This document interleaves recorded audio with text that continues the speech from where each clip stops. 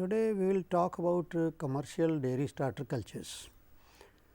We have a very rich tradition of fermented milks in India, and everybody loves to eat dahi and other fermented milk products, which are known by different local names. In eastern parts, we have Mishti dahi in Bengal and Odisha and eastern parts of Bihar.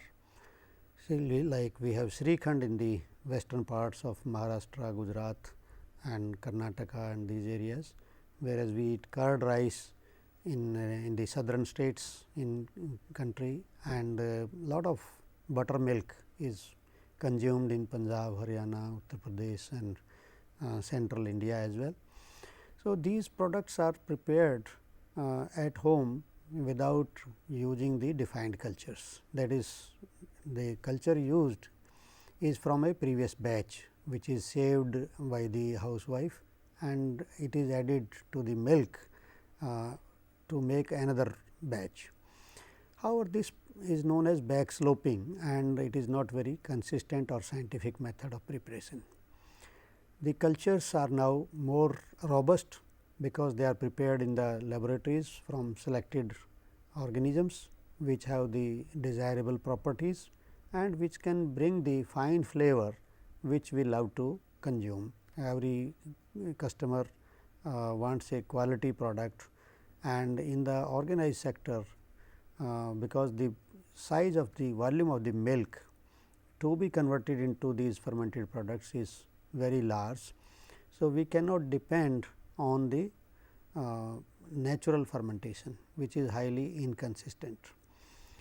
In dairy industry, cultures were raised in the plant itself.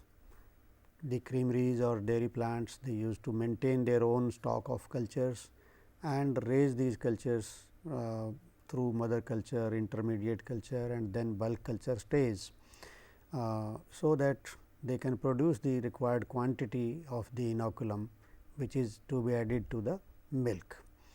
The traditional method of liquid culture or bulk culture making was very inconsistent. Sometimes there will be problems of contamination, there will be problems of phage attack, or there may be problems of quality. That is why the consistency was not there, and the lot of losses, potential chances of losses were there. Then the industry progressed, and further specialized industry came for the production of commercial cultures. Now, commercial cultures are available for the industry as well as for the household also, where the reliable cultures can be used, and these are already tested in the laboratory, and most of them are for direct application in the product making. So, I will discuss further about these commercial cultures, which are available in different forms, and we see that they are either deep frozen, which is you have to store at a lower temperature of say minus 40 degrees centigrade or so, and they can be transported on only under the cold chain, and these can be used for preparation of bulk starter in the plant. Similarly, there are freeze dried cultures as in which offer an alternative to the deep frozen cultures. These are little more stable at room temperature and can be shipped without requiring any cold chain. So, that these cultures can also be used for making the bulk culture in the plant. Liquid culture for propagation of mother culture are also supplied by different laboratories, but nowadays this is fairly rare. Mostly the commercial preparations are available into super concentrated cultures nowadays, and these highly concentrated cultures are capable of working directly into the milk. They can be stored in the milk plant itself according to the instructions of the manufacturer, and they can be directly added to the required quantity of milk, which is to be converted into the product. Commercial level culture preparation is relatively simple. There are specialized plants available for them, and for this you have to go for mass culturing of the organisms, these bacteria, and the kind of substrate used in the plant for making these cultures has to be free from any inhibitors.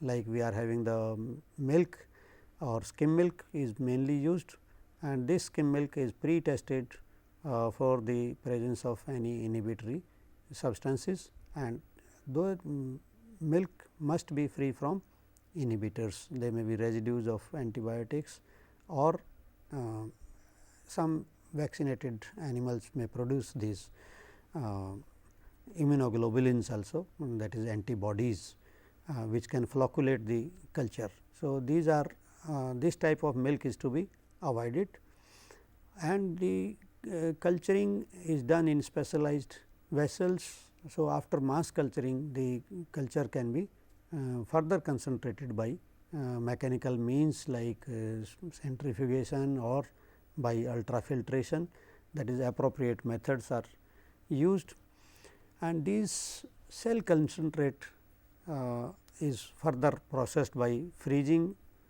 or freeze drying. Frozen cultures, that is minus 40 degree centigrade is the temperature for their maintenance, whereas lyophilized cultures, which are also known as freeze dried cultures, they are more stable and can be stored in the plant for 6 months or more without substantial loss. Lyophilized cultures, because they are in the dry state, they take some time to hydrate and to become fully active. Their enzymes start working, and that is how we call this, they have more lag period whenever we use for product making. The frozen cultures will be relatively faster, but on the other hand the frozen cultures do not require a cold chain for their shipment and transportation. What is the culture practice in a cheese plant? That is, direct to the vat cultures need only be stored under prescribed conditions and opened and delivered to the vat under aseptic conditions. The following comments further will relate to the preparation of bulk culture at the cheese plant. Culture preparation in the cheese plant itself can save you some more cost. You can take the commercial culture, which is not the super concentrated culture, but which is meant for direct bulk culture preparation. Culture preparation requires lot of special vessel, which is having the room, culture room, which is having positive air pressure, that is inside pressure is more and outside pressure is less, and it is also fitted with HEPA filters of 0.2 micrometer or less. So, that the air which is entering the room that is filtered and free from microorganisms. All the surfaces in the room must be of a material that can be sterilized by using appropriate chemicals, and use of sterile equipment, use of sterile pipettes and other sanitized equipments, where chlorine can be used or other disinfectants can be used.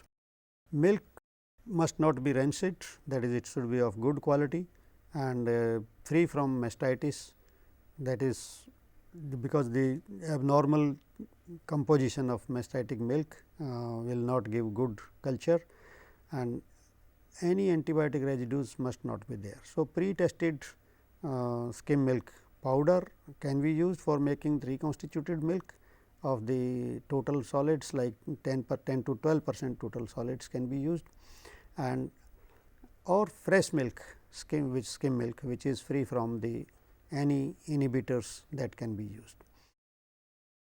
The lot of skim milk can be pre-tested, and the same lot can be further used to make reconstitute skim milk with 10 to 12% total solids. So, that we know that this is free from the antibiotics. Alternatively, in sometimes we do not want to use milk, whey and reconstituted whey powder are also used, but sometimes they may not achieve the same level of organisms or same density or number of organisms and the concentration may be little low as compared to milk. Number of commercially prepared culture media are also available, and most of these are based on milk protein powders, whereas these commercial manufacturers of media they also add phosphate or they will reduce calcium. The addition of phosphate helps in the higher counts, in particularly the Lactobacillus bulgaricus species, which is required for yogurt making and also for making different types of cheeses. Addition of phosphates also confers phage resistance, because phosphates bind calcium, which is required for the bacteriophages for their growth. So, these commercial media are easily available in the market in the western world, but in India I see that most of the bulk culture is prepared using the skim milk itself, which is mostly the fresh skim milk. At mother culture stage, mainly these powders can be used, reconstituted powders. So, this calcium reduced skim milk powder and addition of anhydrous ammonia, some kind of mechanism to check the maintain the pH, that can give higher counts of these bacteria. Culture media are normally given high heat treatment, that is more than 80 degrees centigrade for 1 hour to destroy bacteria and some of the inhibitory substances also. Heating also reduces the redox potential, that is it lot of oxygen escapes, and this is good for the growth of microaerophilic organisms, because lactic acid bacteria are microaerophilic and do not grow well in the presence of higher concentrations of oxygen. That is why stirring is also not to be done, because stirring adds to the oxygen levels in the milk. Optimum pH endpoint before cooling is between 4.5 and 5.0. Lower pH below 4.5 can be injurious to the lactic acid bacterial cells, and they can go from the log phase to the stationary phase, and as such they will be less active when added to the cheese vat. So, we have to avoid and check the pH, that it does not fall below 4.5. So, cell count can be increased by using either internal pH control, that is buffered media, or external pH control by adding sodium hydroxide or ammonium hydroxide to maintain the pH at 5 to 5.5. Generally, cultures should be cooled to 4 degree centigrade after the desired minimum pH and cell counts are obtained. However, the optimum storage temperature depends on the particular culture. As such, the thermophilic cultures should not be stored cooled below 20 degree centigrade, and storage time in the plant before processing should be as short as possible. So, these commercial cultures, as I told you, are providing us the ease of handling, easy availability. We do not have to plan a batch beforehand. So, that in the traditional method we used to prepare the bulk culture in the plant itself and plan for a production well in advance, maybe 7 days or 5 days in advance, because the bulk culture preparation in the plant itself used to take that much of time, and testing of the bulk culture raised in the plant was also a time consuming affair. So, the hassles of investing in the bulk culture assembly line, in the bulk culture production line, and also in the manpower for making these producing the cultures is not required, though the commercial cultures are come at little higher cost, but they offer a viable alternative and have become the mainstay in the industry, and in India, because of the cold chain issue, most of the cultures are coming from abroad and they are being shipped at room temperature. So, we get only the freeze dried cultures, whereas the western dairies they prefer frozen cultures, because I told the lag time in the frozen cultures is much less as compared to the freeze dried cultures. Frozen pellets are also available, which do not require a long thawing time, or thawing do not have the problem of thawing and refreezing, because thawing and freezing can also cause injury to the cells of these bacterial organisms, microorganisms, and can reduce their viability. The commercial starter cultures, I may add, also to be used according to the directions of the suppliers. Sometimes the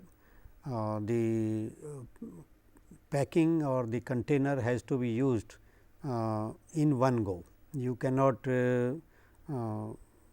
save that half portion for another batch and like that. So, the quantity of the container that should be ordered, the packing should be ordered by the plant according to their batch size, and this should be discussed properly with the commercial culture supplier.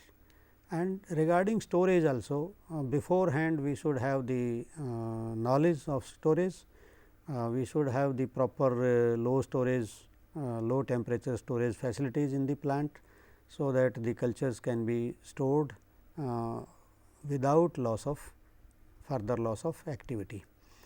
And these terminology for direct cultures, which can be directly added to milk, varies from supplier to supplier. Some are direct wet starter cultures, they use the DVS term. Some of them use DVI, directly to be inoculated into the vat.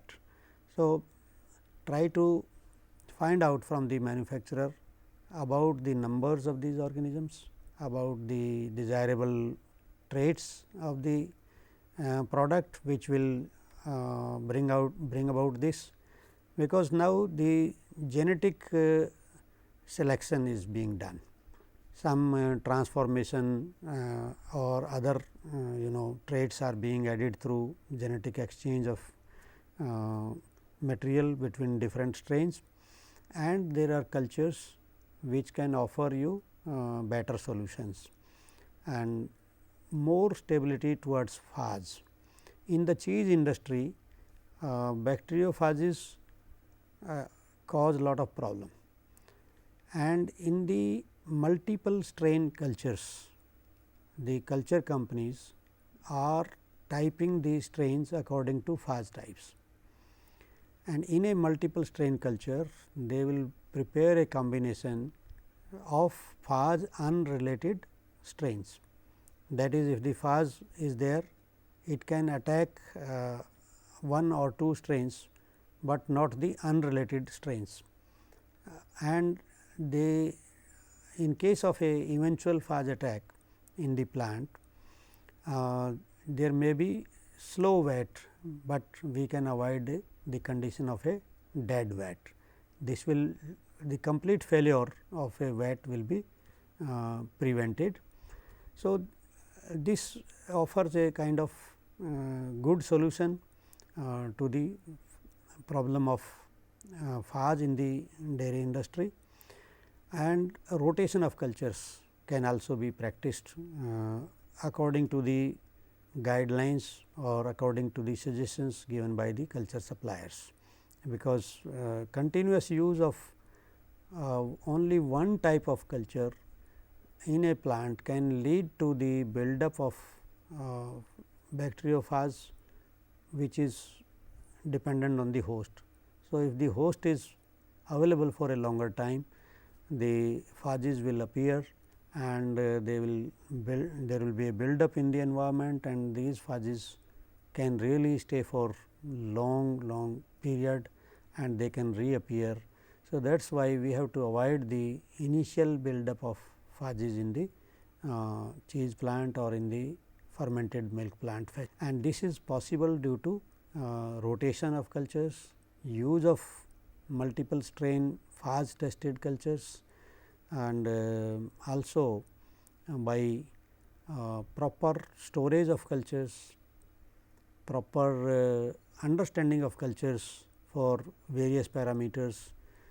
One example I will give you is stirred yogurt. Nowadays, we are having lot of flavors for yogurt in the market, and these are either having some fruits or some natural flavors and or some artificial flavors added to them. So, that the product is a stirred product after setting, it is not a set product, and during stirring it requires the body of the product is compromised. If the culture used is producing exopolysaccharides or extracellular polysaccharides, then the body of the culture can be maintained. So, this type of EPS positive cultures can be successfully utilized. Similarly, galactose fermenting cultures can be used for making mozzarella cheese, because galactose is not fermented by normally by Streptococcus thermophilus and by Lactobacillus bulgaricus, which are found in that culture.